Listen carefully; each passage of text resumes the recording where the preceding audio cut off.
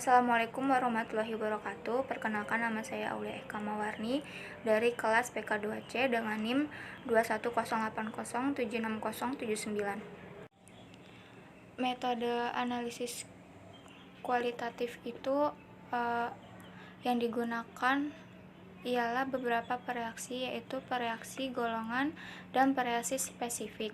Kemudian kedua reaksi ini dilakukan untuk mengetahui jenis anion dan kation dalam suatu larutan. Analisis kation memerlukan pendekatan yang sistematis, umumnya dilakukan dengan dua cara, yaitu ada pemisahan dan identifikasi. Sedangkan untuk analisis anion tidak jauh berbeda dengan analisis kation. Hanya ada pada analisis anion itu tidak memiliki metode analisis standar yang sistematis, seperti analisis kation.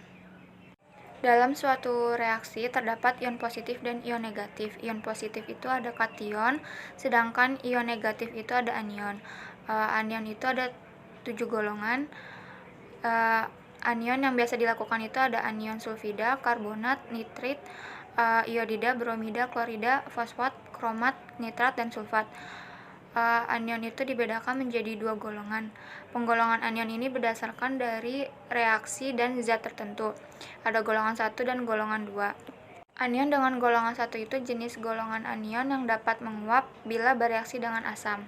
Anion dengan golongan 2 adalah kelompok anion yang bereaksi di dalam larutan.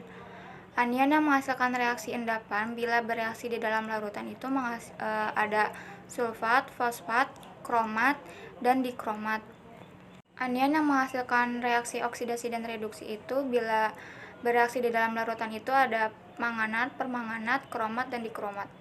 Contoh praktikum dari anion kemarin itu ada Na2CO3 dan AgNO3 yang menghasilkan endapan putih. Lalu ada Na2SO3 dan AgNO3 menghasilkan endapan putih juga. Lalu ada Na2SO4 dan BaCl menghasilkan endapan putih juga. Dan untuk kation, golongan kation itu ada golongan 1. Golongan 1 itu kation golongan yang membentuk endapan dengan asam klorida encer. Contohnya itu ada Pb, Hg, Ag.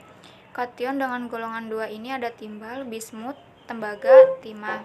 Dari hasil praktikum yang kemarin, salah satu contoh hasilnya itu ada AgNO3 ditambah dengan larutan HCl menghasilkan larutan susu dan endapan putih.